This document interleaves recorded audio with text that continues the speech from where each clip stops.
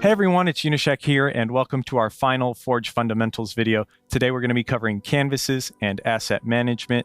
I'm joined by Michael Shore, lead Forge designer. Michael, how's it going? It's going great. Glad to be here. We made it to the end. Yeah, we made it to the final video. I'm excited. We've shown off some great stuff so far, but we've got one last video to knock out. Yeah. So let's dive on in. First, we're going to start with canvases. Yep. And we've got 6 canvases that we're going to launch with when the Forge beta comes out in November, correct? That's correct. Yeah, we're looking at Arid right now, a desert theme. Huge props to the Forge art team for making these canvases. They're really gorgeous. Oh, on the halo, that's beautiful. Anytime you put a halo in the background in the Vista, it's hard not to like it. You'll see a lot of the default canvas elements and objects that we have in here. Basically, these are the things that you need to, as a bare minimum, to run the core game modes and have spawns and whatnot. And you can delete all that stuff and start from scratch, but they're there to help you kind of get a leg up and get started. Yeah, that way you could jump in at any moment, play a game on the map. Exactly.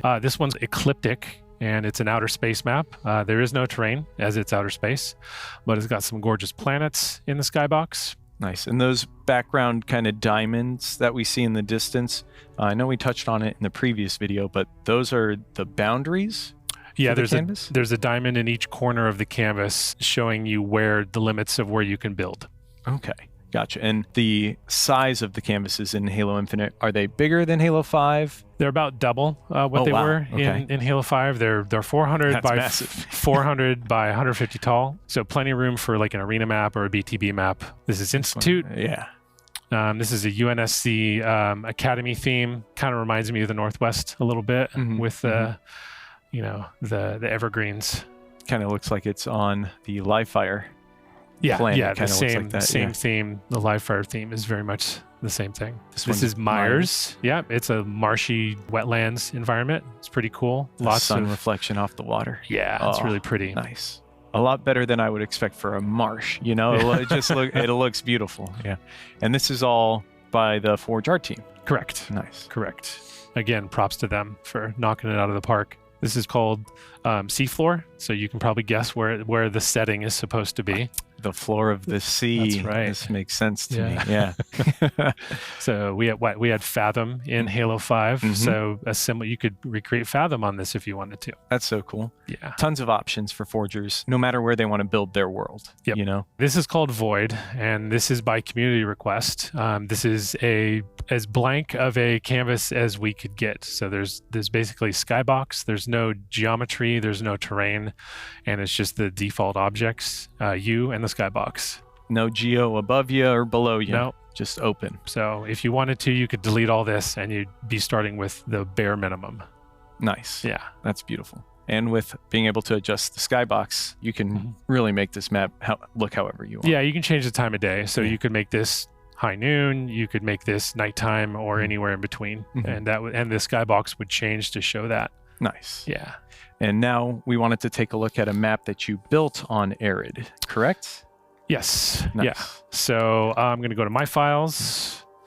I'm going to go to Test Map because I'm really creative when I name things. Before I co-forge with you, I need to add you as a collaborator. How you do that is you go into the details of your map, and you go down to the bottom of this, and it's Manage Collaborators. And collaborators are basically people who are going to have access to this file, this asset, and they're going to be able to edit it and work with you to create something great.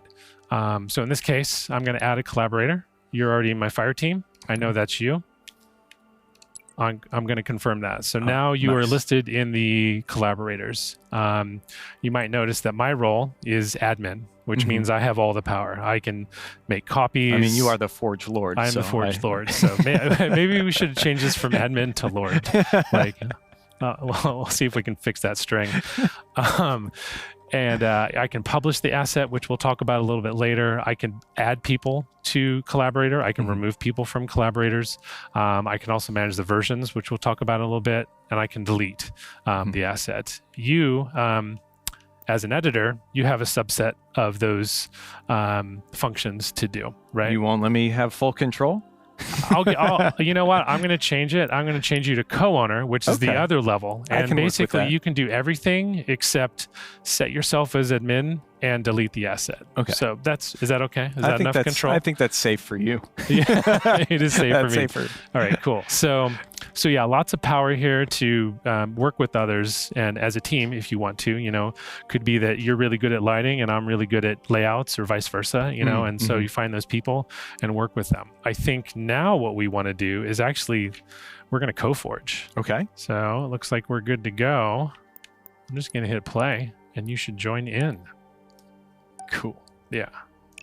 Ooh. So you can see I've really gone all out on this map, and I've added baby Giga Grunt. And I've joined in. There you are. You see me? Yeah, you're buzzing around. I Yep. dig it. Looking good. So one of the Zip things, around. so Forge now has a couple of different modes when you're collaborating with others in a session. There's edit mode, which is what we're in right now, which is where the majority of your work is done, right? There's also test mode, which is a really quick, right where my monitor is, I want to test out like how this clamber works or how this jump works. It's really just about testing your geometry really quickly. And then we have play mode, which that builds it builds scripts, it turns on physics, and and players will spawn at proper spawn points. Gotcha. And we showed that off a little bit in the second video with Connor. We right? did. We didn't Yeah. really dive deep because I think we knew we were going to go a little further into this. And the main things that you need to know is that when you're co-forging, any player can switch between edit and test mode and not affect any other players. So if you want to go into test mode and I don't, or vice versa, it won't affect me. So like right now, I'm going to go into test mode. I'm cruising around. You can still be editing. And I you can like be grab doing an object and push it with it. You could try. Physics I isn't know, really moving running. around. No. No, that's funny. But then we also have this concept of play mode. And because it's running scripts and because it's running physics, that actually, when one person in the party, in the fire team, goes into play mode, everyone goes into play mode. Okay. So I'm going into play mode. I spawned at a real spawn point, and there you are, right? And physics works in here. You can get in vehicles and test things. You can grab the gravity hammer and push things around. Yeah, good times. Push things around. That was a little more than a push. Okay. Yeah, you can slam things around. But now I just brought us back into edit mode here. Yep. And another cool feature that we have is if I wanted to start moving your grunt, you can't. Yeah, right? I cannot select this object. Yeah. It's got this big orange outline and fill that's saying, "Hey, buddy, someone else has this." Yeah. So you can kind of grab it or let go, and you can. And now I've got it, and now I you can't can't do anything. Yeah. And then I can move it around if I want. I can scale it, and you'll see that in real time. Very nice. Yeah. You invited me onto your map. Now I'm going to take a look and see if I can make a really cool addition. Yeah. Something that might help spice the map up a little bit. Let's do it. And you trusted me. I'm going to see if it works. It looks like it is working. I'm going to make a bigger, badder grunt here for you. And I call him Giga Grunt Unleashed. Yeah, he definitely looks angry. He is ready to blow some stuff up with his plasma grenades and great armor. Yeah. Love it. I'm glad I can make a fantastic addition to your map. All right. Well, I'm going to save this. Are you sure? Because I do like it. And I think it's time to talk about some of the other features. Okay.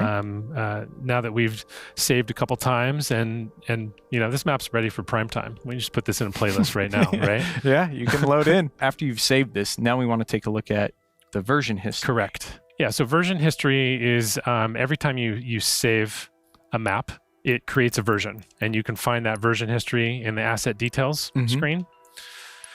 And so you can see that earlier I created the map. At some point I added Giga Grunt. And by the way, I added those notes. They weren't auto-populated or anything like that. Okay. I changed the map name at some point, but then we were just in a session and we made a save. What version history lets you do is keep track of your progress through a map. You might add mountains or you might add a gigagrunt and go, you know what, I really didn't like that, and maybe I should go back from gigagrunt unleashed to just plain old gigagrunt. Yeah. So if I come in, drop in my gigagrunt unleashed, save it, you'd see it that I saved it in the save by column. Yep. But then you could go back and also go to an older version and load that up if you wanted. Yeah. Wow. Versions are immutable, which is great. So like if you create a version and I decide I don't want your version and I want to go back to gigagrunt, just hypothetical, I can go and open version 3. And if I open version 3 right now, it would basically create version 10. And 4, 8, and 9, I'm not sure. I think I deleted versions 5, 6, 7, and 8 earlier. Okay. So lots of flexibility here to, retain work and understand what other people have done.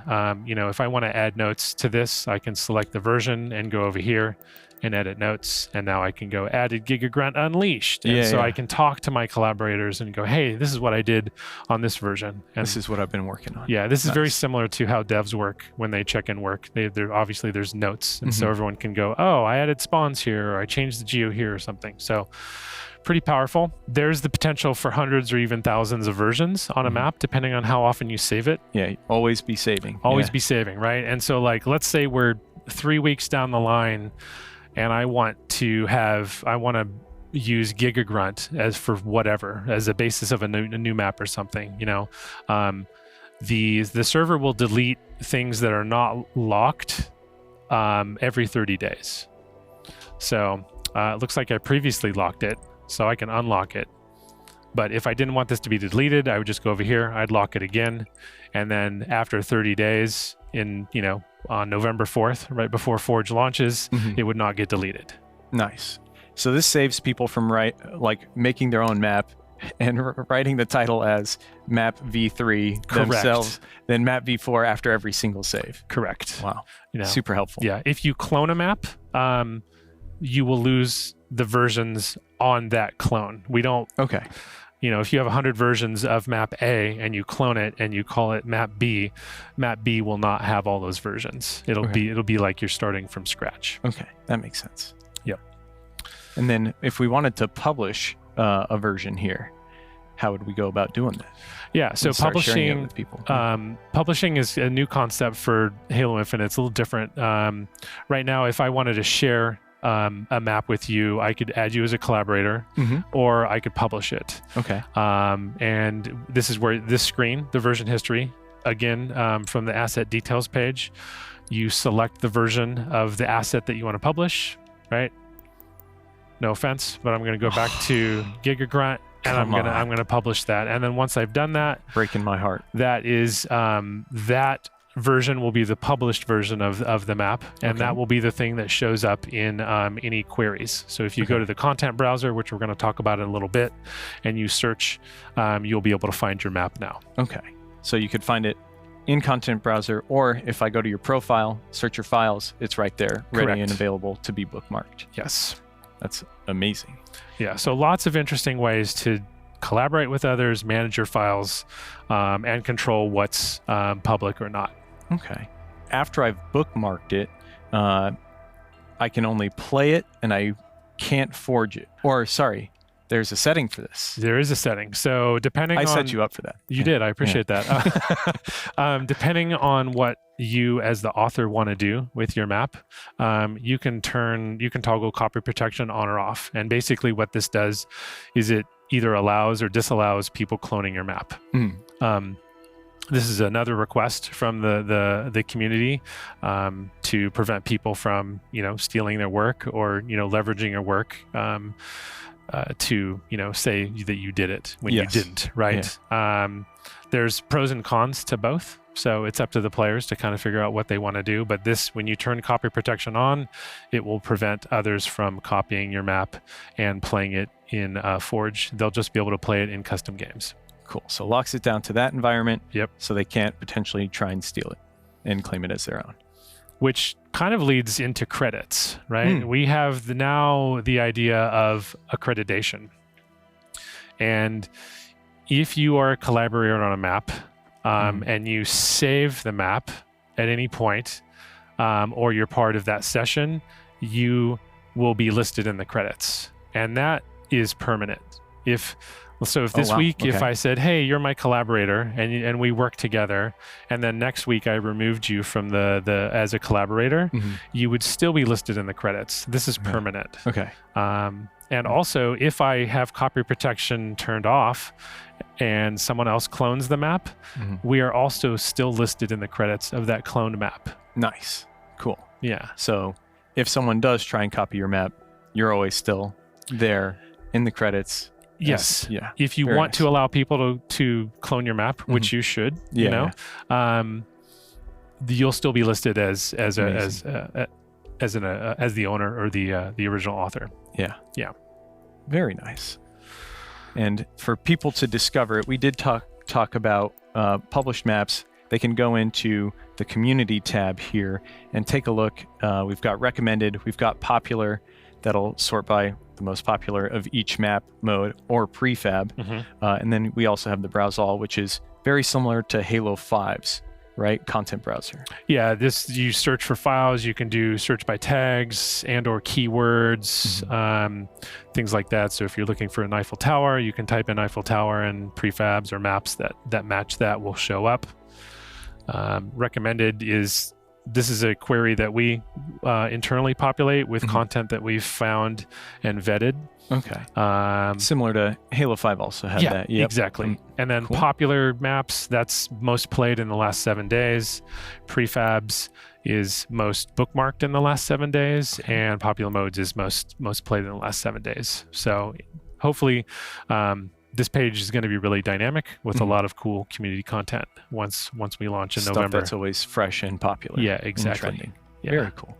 And then if players wanted to jump in on these creations in Season 3, we're going to have the custom game browser launching in Season 3 next year as well. Correct? Yeah. So right now, when Forge launches, if you wanted to play these things, you could create your own custom games. But in Season 3, we'll have the custom games browser, which will allow you to more easily find those kind of custom games. Nice. And just jump right into a session in progress. Nice. And that's going to be pretty similar to Halo 5's was as well? Very similar experience, yes. Okay. Very cool. Very cool. So I think that wraps up what we wanted to cover today with canvases and asset management. Before we go, though, we finished 4 Forge videos in great depth. Do you have anything else you want to say to our players before they get their hands on it in November? Well, first of all, thanks to you. This has been really fun to do this. So I'm super excited that we're finally at the end. Now, what I've said in the last videos echoes true still, as I'm just super excited to see what people create. To me, like Connor said, surprise us. I fully expect to be amazingly surprised on November 8th, right? I think it's going to be insane to what comes out and what we see and what we get to play that day. Yeah, it is very exciting. It's got to be extra special for you and the team, having worked on it all these years, to finally put it out there for our players. So very happy for you guys as well. But that's going to do it for us here today with our final Forge Fundamentals video. Thank you so much for watching the entire series. We appreciate it, and we hope you enjoyed. And we look forward to hopefully seeing you here in Seattle for the Halo World Championship. If not, we hope you join us online for the release of the winter update on November 8th, which will, of course, have the Forge beta. Thank you so much for watching, and we will see you all next time.